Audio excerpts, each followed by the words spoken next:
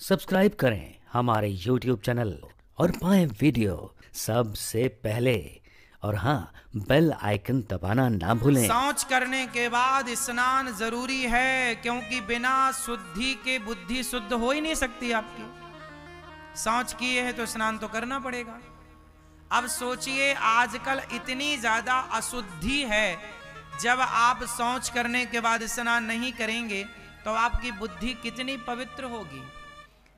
शरीर ही पवित्र नहीं है तो मन कैसे पवित्र होगा। अब कुछ लोग कहते नहीं जी, अंदर साफ होना चाहिए मन, बाहर का नहीं।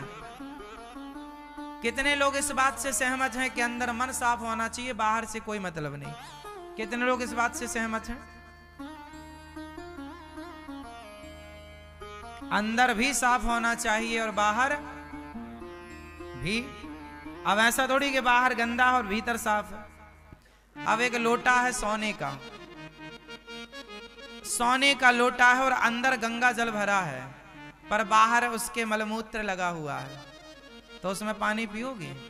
आप तो कहते हैं भीतर अच्छा होना चाहिए, भीतर से पानी बढ़िया है, गंगा जल भरा है, लेकिन बाहर गंदगी है, तो क्या वो ग्रहण करने योग्य है? तो ग्रहण करने योग्य तब होगा जब वो भीतर से भी अच्छा हो और बाहर से भी अच्छा हो। तो बाह्य शुद्धि और आभ्यंतर दोनों, बाहर की शुद्धि और भीतर की शुद्धि, दोनों की शुद्धि जरूरी है। और शुद्धि कैसे होती है? शुद्धि, लघु शंका जाओ तो 4 कुल्ला करना चाहिए। लघु शंका जाने पर क्या करना चाहिए?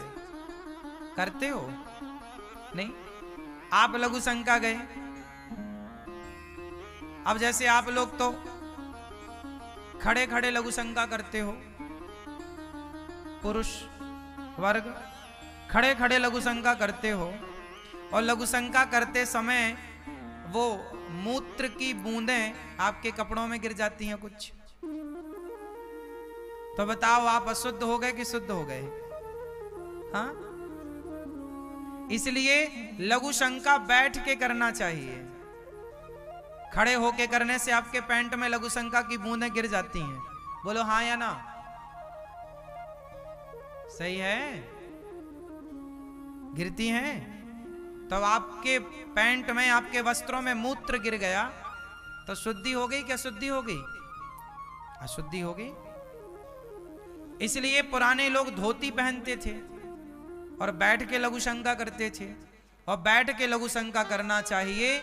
और लघु शंका का नियम है कि लघु शंका करने के बाद जल से, पानी से प्रक्षालन करना चाहिए, अंग को पानी से धुलना चाहिए और हाथ धुलना चाहिए। पहले पानी से अंग धुलो, फिर हाथ धुलो, फिर हाथ धुल के 4 कुल्ला करो, तब जाकर के लघु शंका के बाद का ये प्रोसेस है। हाथ धुलो, पांव धुलो, हाथ धुलो, पांव धुलो, बैठ के लघु शंका करो।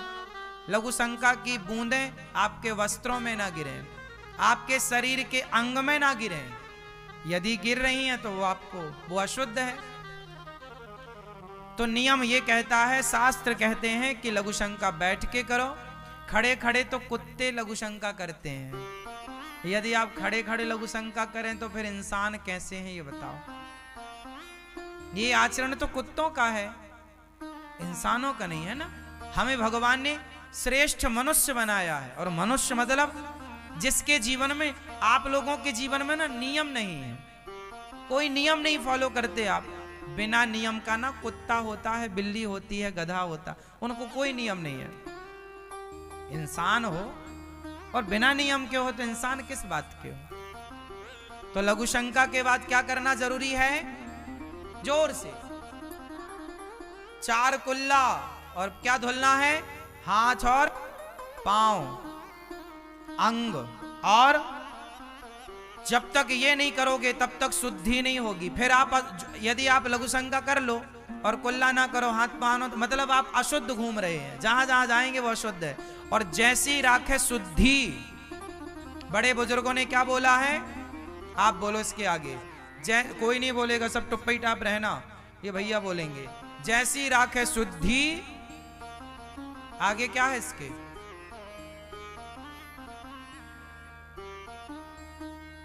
जैसी होए शुद्धि वैसी रहे। हाँ, शुद्धि का बुद्धि से पूरा कनेक्शन है। ये तो रही लघु शंका वाली बात। शौच करने के बाद क्या करना चाहिए? शौच करने के बाद स्नान करना। यदि आप 2 बार शौच करते हैं तो 2 बार नहाओ। कपड़े उतार लो, मोटे गरम कपड़े पहने उतार लो। थोड़े से कपड़े पहन के जाओ और जो कपड़े पहन कर जाओ वो सारे गीले करो। पूरा स्नान आप कर चुके हैं और दूसरी बार शौच करने जा रहे हैं तो आधा स्नान करो। कमर से पूरा अंग गीला कर लो नीचे, वो अर्ध स्नान बोला जाता है। सिर गीला करना जरूरी नहीं है। कमर से अर्ध स्नान समझते हो ना? सारे कपड़े गीले कर लो और अर्ध स्नान कर लो। नाभि जो है नाभि तक से गीला कर लो।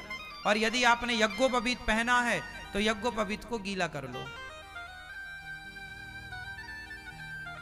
बिना शौच के बाद बिना स्नान किए शुद्ध हो ही नहीं सकता। लघु शंका से तो आप हाथ पांव धुल के शुद्ध हो जाएंगे, पर शौच के बाद हाथ पांव धुल के शुद्ध नहीं होंगे। शौच के बाद स्नान करना पड़ेगा। अर्ध स्नान करो। पूर्ण कर चुके हो तो अर्ध करो। अब आप लोग कहोगे महाराज जी टाइम कहां है? नहीं, तो टाइम नहीं है तो फिर वो अशुद्धि तुम्हारी बुद्धि भ्रष्ट करेगी। और आजकल के बच्चों की बुद्धि भ्रष्ट क्यों है? क्योंकि शुद्धि बिगड़ेगी तो बुद्धि बिगाड़ना नहीं पड़ेगा, अपने आप बिगड़ जाएगी। शुद्धि बिगड़ी तो शुद्धि का प्रभाव कहां दिखेगा? आजकल के छोरा छोरियों को देख रहे हैं आप, 12-15 साल में उनको प्यार हो जाता है। बोलो हाँ या ना? जरा जरा से छोरा छोरी प्यार करते हैं। क्यों? शुद्धि का ज्ञान नहीं है। मन तो भ्रष्ट होगा ना, बुद्धि तो भ्रष्ट हो। अब ये जो आज के लड़का लड़की पढ़ाने लिखाने माँ बाप भेजा और वो लिव इन में रहने लग गए।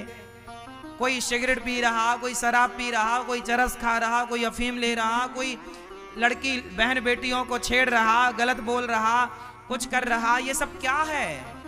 ये क्यों हुआ? बुद्धि भ्रष्ट होने से तो हुआ। आप किसी की बहन बेटी को छेड़ते हो? नहीं। क्यों नहीं छेड़ते? क्योंकि आपकी अभी बुद्धि भ्रष्ट होने से बची है। जिस दिन छेड़ने लग जाओगे समझ लो कि आपकी पूरी भ्रष्ट है। 24 घंटे आपके अंदर यदि वासना सवार है तो भ्रष्ट है। अच्छा ये बताओ, ये तो देखो आप अपने को उत्तर देना, मुझे ना बताना, है ना? आप अपने को, जब आप किसी लड़की को देखते हो, किसी लड़के को देखते हो, किसी स्त्री किसी पुरुष, तो देखते ही आपके मन में गंदे विचार आते हैं कि अच्छे विचार आते हैं? ये अपने से पूछना आप लोग, हमसे ना बताना, ना हमें जरूरत है सुनने की। ये सवाल हमने आपको पूछ लिया, अब आप अपने से उत्तर दीजिएगा। जब आप किसी स्त्री को, लड़की को या लड़के को देखते हो तो देखते ही आपके मन में क्या विचार आता है, गलत या अच्छा? ये अपने को बताना है, हमें मत बताओ।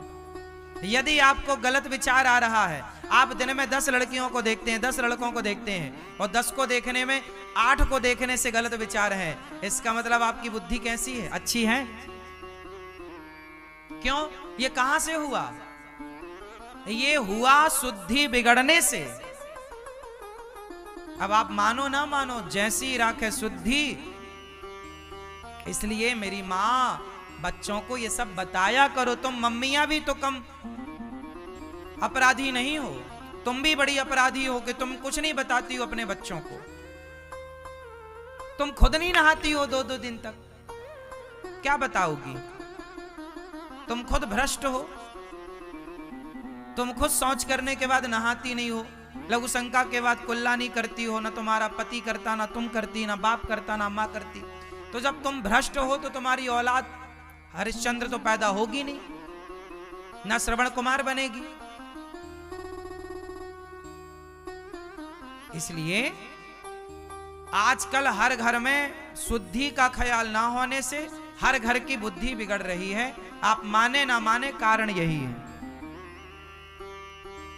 इसलिए पहली शुद्धि है शारीरिक और मानसिक, और दूसरी शुद्धि है अन्न की, क्योंकि जैसा खाए अन्न, हाँ, तो अन्न का मन से कनेक्शन है, कनेक्टिविटी है। आजकल आप क्या खाते हैं? किसी के भी हाथ का खाते हैं, कुछ भी खाते हैं, गली चलते खाते हैं। उसने जो आपको खिला रहा वो पता नहीं कब से नहीं नहाया, पता नहीं उसने शौच किया तो हाथ धोया कि नहीं धोया। ऐसे भ्रष्ट लोगों के हाथ से खाओगे तो जिनका खाओगे बुद्धि वैसे ही होगी जैसा खाए अन्न। आजकल तुम्हें मां के हाथों का अच्छा लगता ही नहीं। मां बड़े नहा धो के शुद्धि से बनाती है। घर का खाया करो, बाहर तो लोग पसीने पहुंचते जाते हैं उसी से है? और वही कपड़ा ढक देते हैं तुम्हारी जो भी है। भ्रष्ट हुआ पड़ा है मामला। बाहर क्यों खाना है भाई? पहले के लोग खाते घर में थे, हल्के होने के लिए बाहर जाते थे। अब हल्के घर में ही हो लेते हैं, खाने बाहर जाते हैं।